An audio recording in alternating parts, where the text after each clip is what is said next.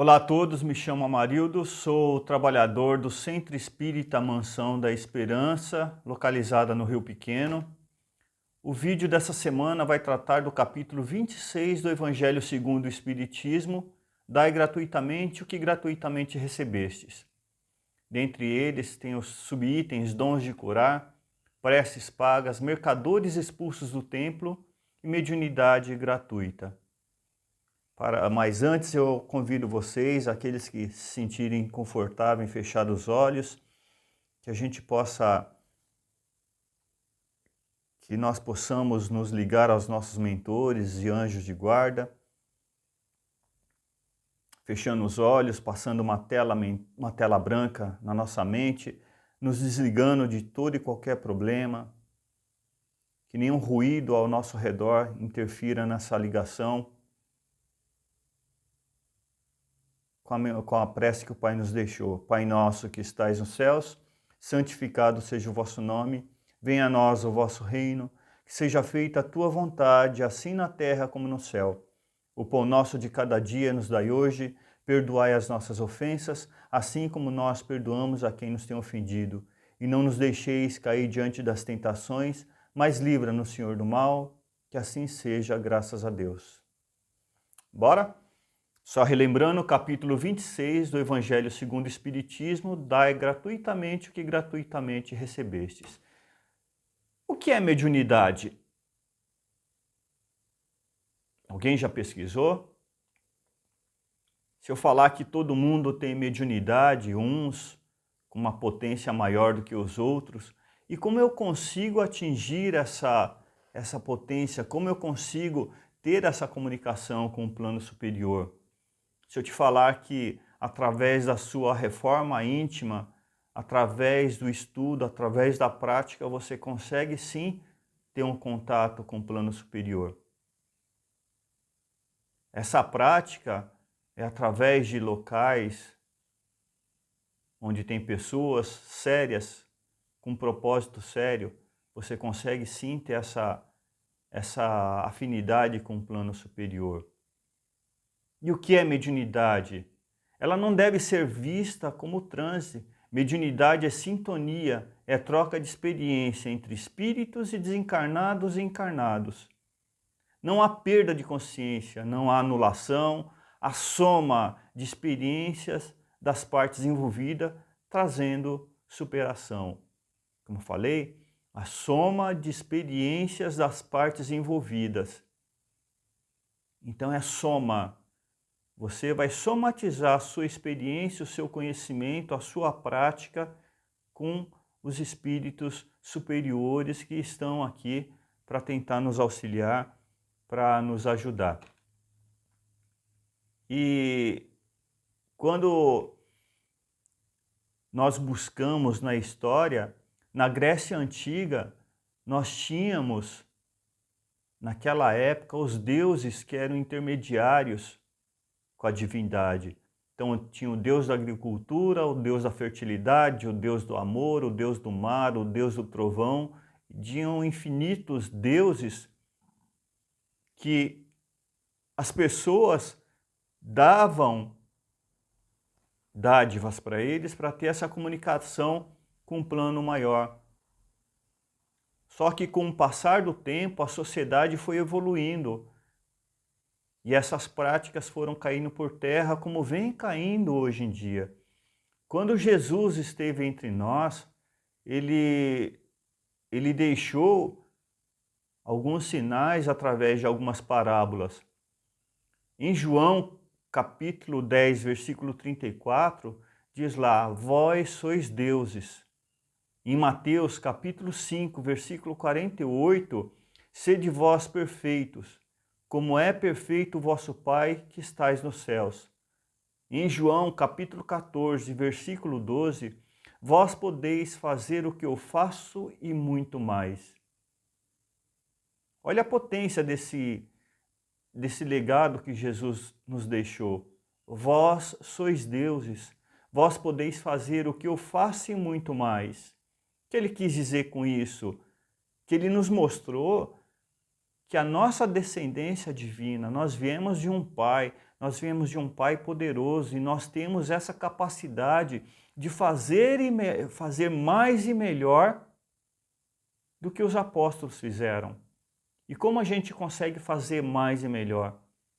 Novamente, eu digo através da educação, através de estudo, através da prática e através do burilamento da minha personalidade, através da consciência do meu eu, em querer ajudar o próximo, em querer me ajudar para eu ter acesso a esse crescimento, a essa evolução. E quanto mais eu cresço espiritualmente, quanto mais eu cresço moralmente, mais afinidade eu vou tendo com o plano superior. Dons de curar. O que era o dom de curar na época de Jesus e o que é diferente hoje? O dom de curar não é restituir a saúde aos doentes. Na época era curar os leprosos. Na época era expulsar os demônios. E hoje a gente não expulsa os demônios. Em Mateus, capítulo 10, versículo 8, lá, dai gratuitamente o que gratuitamente haveis recebido. Porque essa questão de restituir a saúde, curar os leprosos, expulsar os demônios, grande parte é feito pela espiritualidade. Nós somos simplesmente uma ferramenta. Nós somos simplesmente uma ferramenta. Porque não foi criação nossa para termos essa habilidade. Porque sem ele, sem a espiritualidade, nós não fazemos nada. E quando Jesus recomenda dar gratuitamente o que você tenha recebido, ele está querendo falar que para ninguém fazer paga daquilo que nada pagou. Porque você não fez esforço, o mínimo que nós fizemos para ter o contato com a espiritualidade, e eles que tiveram maior trabalho para executar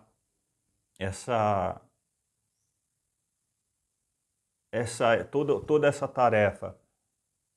E quando a gente fala em preces pagas, em Lucas capítulo 20, versículo 45, Marcos 12, de 38 a 40, e Mateus capítulo 23, versículo 14, tem várias passagens onde Jesus pede para que os apóstolos mantivessem distância dos escribas vaidosos, porque na época, como ainda hoje acontece, lá se cobrava por preces. Quanto mais a pessoa tinha a pagar, mais poderosa era a prece, mais palavras eram ditas.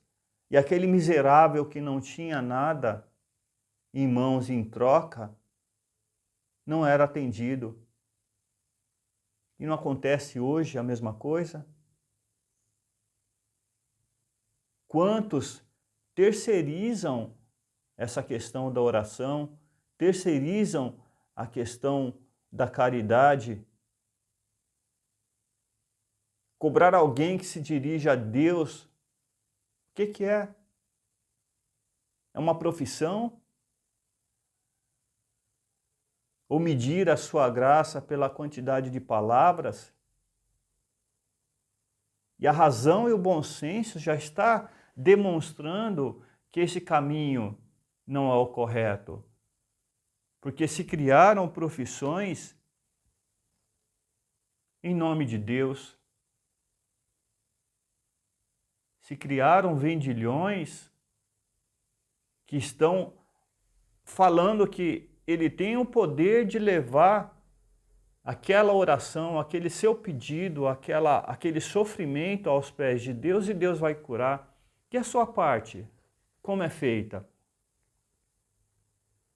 E quando Jesus entra no mercado e expulsa do templo os vendilhões, ele declara lá: minha casa será chamada casa de orações por todas as nações. E como a gente entende casa de orações? Quando muitas pessoas se reúnem em prol de vibrações para a humanidade, em prol de vibração pelo planeta, essa egrégora de energia e espiritualidade aproveita para direcionar essa energia para os locais necessitados. E não há de se pagar, porque a espiritualidade está atuando naquele momento. E novamente, não fazei da oração, não fazei dessa intermediação uma profissão. Porque Deus não vende a sua bênção, Ele não vende o seu perdão, Ele não tem alguém na porta do reino lá cobrando uma taxa para entrar. Você entra, você não entra, você entra, você não entra. O que vai fazer com que você consiga ter essa ascensão, esse crescimento, é o burilamento moral, é o seu crescimento espiritual, é a forma como você se posiciona na vida. E hoje nós temos os médiuns atuais que receberam de Deus um dom gratuito. E se receberam de Deus esse dom gratuito, por que cobrar? Esse dom gratuito não foi fruto das suas concepções, não foi fruto das pesquisas, nem do seu trabalho pessoal. Então não tem por que cobrar. Os espíritos superiores, eles não estão à disposição de nós. A comunicação é feita do plano espiritual para cá. Nós não conseguimos marcar hora e local para ter contato com a espiritualidade. E quando alguém se propuser a fazer essa comunicação com dia e hora marcado, é de se desconfiar. Porque a gente conhece o bom médium pela sua moral, pela sua índole e pelo seu aperfeiçoamento espiritual. Através de casas sérias, propósitos sérios. Porque a mediunidade é gratuita. E ela não será e não pode ser nunca uma profissão. Porque ela foi dada gratuitamente.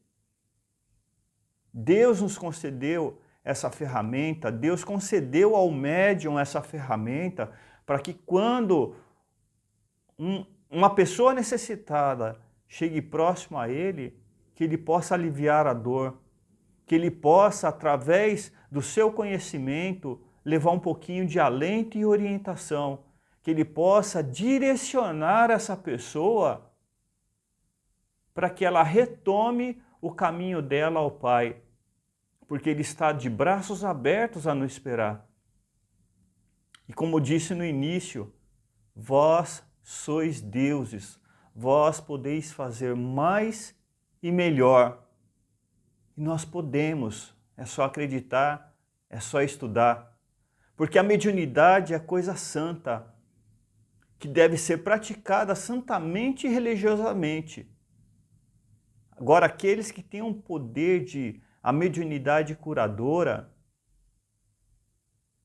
se eles trabalham seriamente, se eles conduzem a sua vida em prol do crescimento pessoal e da sociedade, quantas pessoas esses médiuns não vão conseguir ajudar?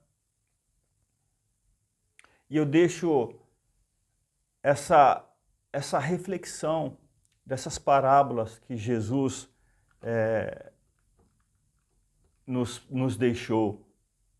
Vós sois deuses, vós podeis fazer o que eu faço e muito mais. Mãos à obra, companheiros. Que o Pai possa nos orientar, possa nos iluminar, possa nos intuir a sabedoria para que consigamos caminhar nessa nossa trajetória de volta ao Pai.